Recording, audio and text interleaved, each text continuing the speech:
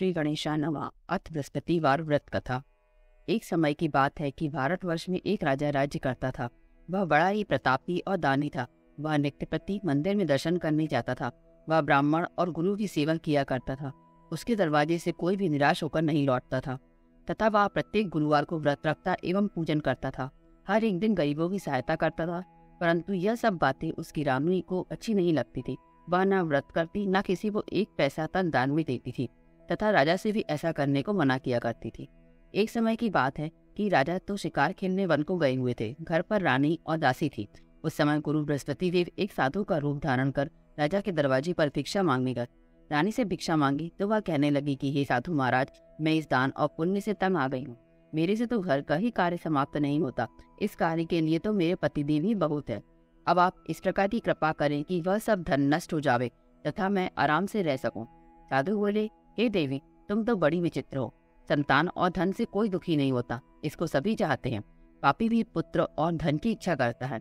अगर आपके पास धन अधिक है तो भूखे मनुष्यों को भोजन कराओ, प्याऊ लगवाओ, ब्राह्मणों को दान दो, धर्मशाला बनवाओ, कुआं, तालाब, बावड़ी, बाग बगीचों आदि के निर्माण कराओ तथा निर्धन मनुष्यों की कुंवारी कन्याओं का विवाह कराओ और अनेकों यज्ञ भी कर्म करो। इस प्रकार के कर्मों से आपका कुल का और आपका नाम परलोक में सार्थक होगा एवं स्वर्ग की प्राप्ति होगी। मगर वह रानी इन बातों से खुश न हुई। वह बोली, हे साधु महाराज, मुझे ऐसे धन की भी आवश्यकता नहीं जिससे अन्य मनुष्यों को दान दूं तथा जिसको संभाल कर रखने में ही मेरा सारा समय बर्बाद हो जाए। साधु ने कहा, हे देवी, तुम्हारी ऐसी इच्छा है तो ऐसा ही होगा। मैं तुम्हें बताता हूँ, वैसा ही करना। बृहस्पतिवार के दिन घर को गोबर से लीपना, अपने केशों को धोना, केशों को धोते समय स्नान करना, राजा से कहना वह हजामत करवाए, भोजन में मांस मंदिरा खाना, कपड़ा धोबी के हाथ धुलने डालना। इस प्रकार 7 बृहस्पतिवार करने से तुम्हारा सब धन नष्ट हो जाएगा। यह कहकर वह साधु महाराज वहां से अंतर्ध्यान हो गए। रानी ने साधु के कहने के अनुसार वैसा ही किया। 3 बृहस्पतिवार ही बीते थे कि उसका समस्त धन संपत्ति नष्ट हो गया और भोजन के लिए दोनों समय परिवार तरसने लगा तथा सांसारिक भोगों से दुखी रहने लगा। तब वह राजा रानी से कहने लगा कि रानी, तुम यहाँ पर रहो, मैं दूसरे देश को जाऊं, क्योंकि यहाँ पर मुझे सभी मनुष्य जानते हैं, इसीलिए कोई कार्य भी नहीं कर सकता।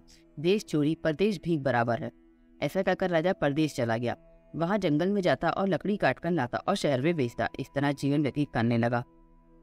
इधर राजा के घर रानी और दासी दुखी रहने लगी। किसी दिन भोजन मिलता और किसी दिन जल पीकर ही रह जाती। एक समय रानी और दासी को 7 दिन बिना भोजन के व्यतीत हो गए तो रानी ने अपनी दासी से कहा, हे दासी, यहाँ पास ही की नगर में मेरी बहन रहती है। वह बड़ी धनवान है। तू उसके पास जा और वहां से 5 सेर बेजर मांग कर ले आ, जिससे कुछ समय के लिए गुजारा हो जाएगा। इस प्रकार रानी की आज्ञा मानकर दासी रानी की बहन के पास गई तो रानी की बहन उस समय पूजन कर रही थी, क्योंकि उस रोज बृहस्पतिवार का दिन था। जब दासी ने रानी की बहन को देखा और उससे बोली, हे रानी, मुझे तुम्हारी बहन ने भेजा है, मेरे लिए 5 सेर बेजर दे दो। इस प्रकार दासी ने अनेक बार कहा, परंतु रानी ने कुछ उत्तर नहीं दिया, क्योंकि वह उस समय बृहस्पतिवार की व्रत कथा सुन रही थी। इस प्रकार जब दासी को किसी प्रकार का उत्तर नहीं मिला तो वह बहुत दुखी हुई और क्रोध भी आया और लौटकर अपने गांव और रानी के पास आकर बोली, हे रानी, आपकी बहन बहुत ही घमंडी है। वह छोटे लोगों से बात भी नहीं करती। जब मैंने उससे तुम्हारा संदेश कहा तो उसने कोई उत्तर नहीं दिया। मैं वापस चली आई। रानी बोली, हे दासी, इसमें उसका कोई दोष नहीं है। जब बुरे दिन आते हैं तब कोई सहारा नहीं देता। अच्छे बुरे का पता विपत्ति में ही लगता है। जो ईश्वर की इच्छा होगी वही होगा। वह सब हमारे भाग्य का दोष है। इधर उस रानी ने देखा कि मेरी बहन की दासी आई थी, परंतु वह उससे नहीं बोली। इससे वह बहुत दुखी हुई होगी। यह सोच कथा को सुन और विष्णु भगवान का पूजन समाप्त कर वह रानी अपनी बहन के घर चलती और जाकर अपनी बहन से कहने लगी, हे बहन, जिस समय तुम्हारी दासी मेरे पास गई थी तब मैं बृहस्पतिवार का व्रत कर रही थी, परंतु जब तक कथा होती है तब तक ना उठते हैं न बोलते हैं, इसीलिए मैं ना बोली। कहो दासी क्यों गई थी? रानी बोली, बहन, हमारे घर में अनाज नहीं था। वैसे तुमसे कोई बात छिपी नहीं है, इस कारण मैंने दासी को तुम्हारे पास 5 सेर बेजर लेने के लिए भेजा था। रानी बोली, बहन, बृहस्पति भगवान सबकी मनोकामना पूर्ण करते हैं। देखो, शायद तुम्हारे घर में अनाज रखा हो। इस प्रकार का वचन जब रानी ने सुना तो घर के अंदर गई और वहां उसे एक घड़ा बेजर का भरा मिल गया। तब तो वह रानी और बांदी बहुत ही खुशी हुई और दासी कहने लगी, हे रानी, देखो, वैसे हमको जब नहीं मिलता तो हम रोज ही व्रत करते हैं। अगर इनसे व्रत की विधि तथा कथा पूछ ली जाए तो उससे हम भी क्या करेंगे। जब उस रानी ने अपनी बहन से पूछा कि हे बहन, बृहस्पतिवार की व्रत की कथा कैसे है तथा वह व्रत कैसे करना चाहिए, रानी की बहन ने कहा, इस व्रत में चने की दाल मुनक्का से विष्णु भगवान का केले की जड़ में पूजन करे तथा दीपक जलावे, पीला भोजन करे तथा कहानी सुने। इस प्रकार करने से गुरु भगवान प्रसन्न होते हैं, अन्न पुत्र एवं धन देते हैं, मनोकामना पूर्ण करते हैं। इस प्रकार रानी और दासी दोनों ने निश्चय किया कि बृहस्पति भगवान का पूजन जरूर करेंगे। 7 दिन बाद जब बृहस्पतिवार आया तो उन्होंने व्रत रखा, घुड़साल में जाकर चना गुड़ बीन लाई तथा उसकी दाल से केले की जड़ का तथा विष्णु भगवान का पूजन किया। अब भोजन पीला कहाँ से आवे, बेचारी बहुत दुखी हुई, परंतु उन्होंने व्रत किया था, इस कारण गुरु भगवान प्रसन्न थे। वह महात्मा के रूप में 2 थालों में सुंदर पीला भोजन लेकर आए और दासी को देकर बोले, हे दासी, या तुम्हारे और रानी के लिए भोजन है, तुम दोनों करना। दासी भोजन पाकर बहुत प्रसन्न हुई और रानी से बोली, चलो रानी जी भोजन कर लो। रानी को इस विषय में कुछ पता नहीं था, इसलिए वह दासी से बोली, तू ही भोजन कर, क्योंकि तू हमारी व्यर्थ में हंसी उड़ाती है। दासी बोली, वह एक महात्मा भोजन दे गए हैं। रानी कहने लगी, वह भोजन तेरे लिए ही दे गए हैं, तू ही भोजन कर। दासी ने कहा, वह महात्मा हम दोनों को 2 थालों में भोजन देगा, इसलिए हम और तुम दोनों ही साथ साथ भोजन करेंगे। इस प्रकार रानी और बांदी ने दोनों ने गुरु भगवान को नमस्कार कर भोजन प्रारंभ किया तथा अब वह प्रत्येक बृहस्पतिवार को गुरु भगवान का व्रत एवं विष्णु भगवान का पूजन करने लगे। बृहस्पति भगवान की कृपा से फिर रानी और दासी के पास धन हो गया। रानी फिर उसी प्रकार से आलस्य करने लगी। तब दासी बोली, देखो रानी, तुम पहले भी इस प्रकार आलस्य करती थी, तुम्हें धन के रखने में कष्ट होता था, इस कारण सभी धन नष्ट हो गया। अब गुरु भगवान की कृपा से धन मिला है तो फिर तुम्हें आलस्य होता है। बहुत मुसीबतों के बाद हमने यह धन पाया है, इसीलिए हमें दान पुण्य करना चाहिए। तुम भूखे मनुष्यों को भोजन कराओ, प्याऊ लगवाओ, ब्राह्मणों को दान दो, कुआं, तालाब, बावड़ी आदि का निर्माण कराओ, मंदिर पाठशाला बनवा कर दान दो, कुंवारी कन्याओं का विवाह कराओ, धन को शुभ कार्यों में खर्च करो, जिससे तुम्हारे कुल का यश बढ़े तथा स्वर्ग प्राप्त हो और पितृ प्रसन्न होवे। तब रानी ने इसी प्रकार के कर्म करने प्रारंभ किए तो काफी यश फैलने लगा। एक दिन रानी और दासी विचार करने लगे कि ना जाने राजा किस दशा में होंगे, उनकी कोई खबर नहीं है। गुरु भगवान से उन्होंने प्रार्थना की। अब भगवान ने रात्रि में राजा को स्वप्न में कहा, हे राजा, वो तेरी रानी तुझको याद करती है, अपने देश को चला जा। राजा प्रातःकाल उठा और विचार करने लगा। स्त्री जाति खाने और पहनने की ही साथी होती है, परंतु भगवान की आज्ञा मानकर वह अपने नगर के लिए चलने को तैयार हुआ। इससे पूर्व जब राजा परदेश चला गया था तो परदेश में दुखी रहने लगा। प्रतिदिन जंगल में से लकड़ी बीनकर लाता और उन्हें शहर में बेचकर अपने दुखी जीवन को बहुत कठिनता से व्यतीत करता था। एक दिन राजा दुखी हुआ अपनी पुरानी बातों को याद करके रोने लगा। तब उस जंगल में बृहस्पति देव एक साधु का रूप धारण कर आए और राजा के पास आकर बोले, ये लकड़हारे, तुम इस सुनसान जंगल में किस चिंता में बैठे हो, मुझको बतलाओ। यह सुन राजा के नेत्र में आंसू भर आए और साधु को वंदना कर बोला, हे प्रभु, आप सब कुछ जानने वाले हो। इतना कहकर साधु को अपनी संपूर्ण कहानी सुना दी। महात्मा दयालु होते, वे राजा से बोले, हे राजा, तुम्हारी स्त्री ने बृहस्पति देव का अपराध किया था, जिस कारण तुम्हारी यह दशा हुई है। अब तुम किसी प्रकार की चिंता मत करो, भगवान तुम्हें पहले से अधिक धन देगा। देखो, तुम्हारी स्त्री ने बृहस्पतिवार का व्रत प्रारंभ कर दिया और तुम मेरा कहा मानकर बृहस्पतिवार का व्रत करके चने की दाल, गुड़ और जल को लोटे में डालकर केले का पूजन करो, फिर कथा कहो अथवा सुनो, भगवान तुम्हारी सब मनोकामनाओं को पूर्ण करेंगे। साधु को प्रसन्न देखकर राजा बोला, हे प्रभु, मुझे लकड़ी बेचकर इतना पैसा नहीं मिलता जिससे भोजन करने के उपरांत खुद बचा सकूं। मैंने रात्रि में अपनी रानी को व्याकुल देखा, मेरे पास कुछ भी नहीं जिससे उसकी खबर मंगवा सकूं, और फिर मैं कौन सी कहानी कहूँ यह मुझको कुछ भी मालूम नहीं है। साधु ने कहा, हे राजा, तुम किसी बात की चिंता मत करो। बृहस्पतिवार के दिन तुम रोजाना की तरह लकड़ियां लेकर शहर को जाओ, तुमको 2 से दुगुना धन प्राप्त होगा, जिससे तुम बनी बाती भोजन कर लोगे तथा बृहस्पति देव की पूजा का सामान भी आ जाएगा।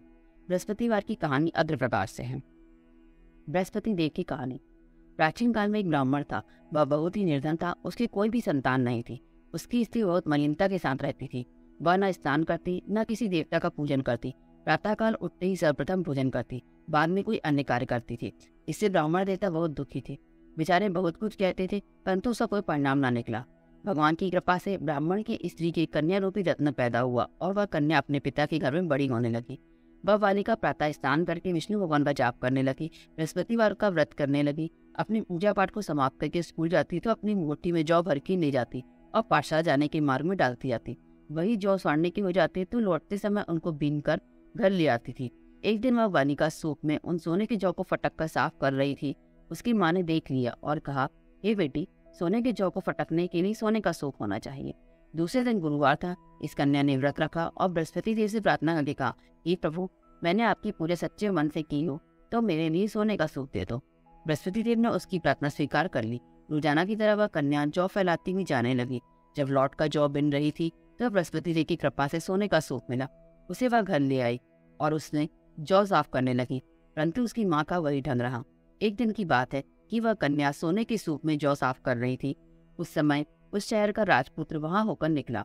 इस कन्या के रूप और कार्य को देखकर मोहित हो गया तथा अपने घर आकर भोजन तथा जल त्याग कर उदास होकर लेट गया। राजा को जब इस बात का पता लगा तो अपने प्रधानमंत्रियों के साथ अपने पुत्र के पास गए और बोले, हे बेटा, तुम्हें किस बात का कष्ट है? किसी ने अपमान किया है अथवा कोई और कारण है, सो कहो, मैं वही कार्य करूंगा जिससे तुम्हें प्रसन्नता हो। अपने पिता की राजकुमार ने बातें सुनी तो वह बोला, मुझे आपकी कृपा से किसी बात का दुख नहीं है। किसी ने मेरा अपमान नहीं किया, परंतु मैं उस लड़की के साथ विवाह करना चाहता हूँ जो सोने के सूप में जौ साफ कर रही थी। यह सुन राजा आश्चर्य में पड़ा और बोला, हे बेटा, इस तरह की कन्या का पता तुम ही लगाओ, मैं उसके साथ तुम्हारा विवाह अवश्य ही करवा दूंगा। राजकुमार ने उस लड़की के घर का पता बतलाया। जब मंत्री उस लड़की के घर गए और ब्राह्मण देवता को सभी हाल बतलाया, ब्राह्मण देवता राजकुमार के साथ अपनी कन्या का विवाह करने के लिए तैयार हो गए तथा विधि विधान के अनुसार ब्राह्मण की कन्या का विवाह राजकुमार के साथ संपन्न हो गया। कन्या के घर से जाते ही पहले की भांति उस ब्राह्मण देवता के घर में गरीबी का निवास हो गया। अब भोजन के लिए भी अन्न बड़ी मुश्किल से मिलता था। एक दिन दुखी होकर ब्राह्मण देवता अपनी पुत्री के पास गए। बेटी ने पिता की दुखी अवस्था को देखा और अपनी माँ का हाल पूछा। तब ब्राह्मण ने सभी हाल कहा। कन्या ने बहुत सा धन देकर अपने पिता को विदा कर दिया। इस तरह ब्राह्मण का कुछ समय सुखपूर्वक व्यतीत हुआ। कुछ दिन बाद फिर वही हाल हो गया। ब्राह्मण फिर अपनी कन्या के यहाँ गया और सभी हाल कहा तो लड़की बोली, हे पिताजी, आप माताजी को यहाँ ले आओ, मैं उन्हें विधि बता दूंगी जिससे गरीबी दूर हो जाए। वह ब्राह्मण देवता अपनी स्त्री को साथ लेकर पहुंचे तो पुत्री अपनी माँ को समझाने लगी, हे माँ, तुम प्रातःकाल उठकर प्रथम स्नान आदि करके विष्णु भगवान का पूजन करो तो सब दरिद्रता दूर हो जाएगी। परंतु उसकी माँ ने एक भी बात नहीं मानी और प्रातःकाल उठकर अपनी पुत्री के बच्चों का झूठन खा लेती थी। एक दिन उसकी पुत्री को बहुत गुस्सा आया और एक रात कोठरी में से सभी सामान निकाल दिया और अपनी माँ को उसने बंद कर दिया। प्रातःकाल उसमें से निकाला और स्नान आदि करा के पूजा पाठ करवाया तो उसकी माँ की बुद्धि ठीक हो गई और फिर प्रत्येक बृहस्पतिवार को व्रत रखने लगी। इस व्रत के प्रभाव से उसकी माँ भी बहुत ही धनवान तथा पुत्रवती हो गई और बृहस्पति जी के प्रभाव से स्वरों को प्राप्त हुई तथा वह ब्राह्मण भी सुखपूर्वक इस लोक के सुख को भोगकर स्वरों को प्राप्त हुए। इस तरह कहानी कहकर साधु देवता वहां से लोप हो गए। धीरे धीरे समय व्यतीत होने पर फिर बृहस्पतिवार का दिन आया। राजा जंगल में से लकड़ी काटकर किसी शहर में बेचने गया। उसे उस दिन और दिन से अधिक धन मिला। राजा ने चना गुड़ आदि लाकर बृहस्पतिवार का व्रत किया। उस दिन से उसके सभी क्लेश दूर हो गए। परंतु जब दोबारा गुरुवार का दिन आया तो बृहस्पतिवार का व्रत करना भूल गया। इस कारण बृहस्पति भगवान नाराज हो गए। उस दिन उस नगर की राजा ने विशाल यज्ञ का आयोजन किया तथा शहर में यह घोषणा करा दी गई कि कोई भी मनुष्य अपने घर भोजन न बनावे तथा आग भी न जलावे। समस्त लोग मेरे यहाँ पूजन करने आवे। इस आज्ञा को जो न मानेगा उसके लिए फांसी की सजा दी जाएगी। इस तरह की घोषणा संपूर्ण नगर में करवा दी गई। राजा के आज्ञा अनुसार शहर के सभी लोग भोजन करने गए, लेकिन लकड़हारा कुछ देर से पहुंचा तो इसलिए राजा उसको अपने साथ घर लेवा लेगा और ले जाकर भोजन करा रहे थे कि तो रानी की दृष्टि उस खूंटी पर पड़ी जिस पर उसका हार लटका हुआ था।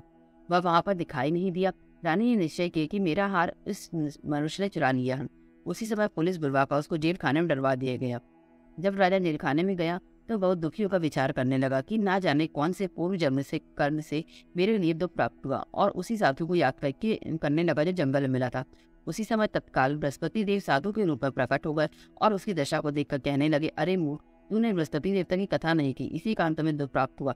अब चिंता मत कर, बृहस्पतिवार के दिन जेल खाने के दरवाजे पर 4 पैसे पड़े मिलेंगे, उनसे तू बृहस्पति देव की पूजा करना, तेरे सभी कष्ट दूर हो जाएंगे। बृहस्पतिवार की रोज उसे 4 पैसे मिले। राजा ने कथा कही। उसी रात्रि को बृहस्पति देव ने उस नगर के राजा को स्वप्न में कहा, हे राजा, तुमने जिस आदमी को जेल खाने में बंद कर दिया है वह निर्दोष है, वह राजा है, उसे छोड़ देना। रानी का हार उसी खूंटी पर लटका हुआ है। अगर तू ऐसा नहीं करेगा तो मैं तेरे राज्य को नष्ट कर दूंगा। इस तरह के रात्रि स्वप्नों को देख जब राजा प्रातःकाल उठा और खूंटी पर हार टंगा देखकर लकड़हारे को बुलाकर क्षमा मांगी तथा राजा को योगी सुंदर वस्त्र आभूषण देकर विदा किया। गुरुदेव के आज्ञा अनुसार राजा अपने नगर को चल दिया। राजा जब नगर के निकट पहुंचा तो उसे बड़ा ही आश्चर्य हुआ। नगर में पहले से अधिक बाग, तालाब, कुएं तथा बहुत सी धर्मशाला, मंदिर आदि बने हुए थे। राजा ने पूछा कि यह किसका बाग और धर्मशाला है? तब नगर के सब लोग कहने लगे कि यह सब रानी और बांदी के हैं। तो राजा को आश्चर्य हुआ और गुस्सा भी आया। जब रानी ने यह खबर सुनी कि राजा आ रहा तो उसने बांदी से कहा कि हे दासी, देख राजा हमको कितनी बुरी हालत में छोड़ गए थे, वह हमारी ऐसी हालत देख कर लौट ना जाए, इसीलिए तू दरवाजे पर खड़ी हो जा। आज्ञा अनुसार दासी दरवाजे पर खड़ी हो गई और राजा आए तो उन्हें अपने साथ ले आई। तब राजा ने क्रोध करके अपनी तलवार निकाली और पूछने लगी, यह बताओ कि तुम्हें यह धन तुम्हें कैसे प्राप्त हुआ? तब उन्होंने कहा कि हमें यह वरदान बृहस्पति देव के इस व्रत के प्रभाव से प्राप्त हुआ।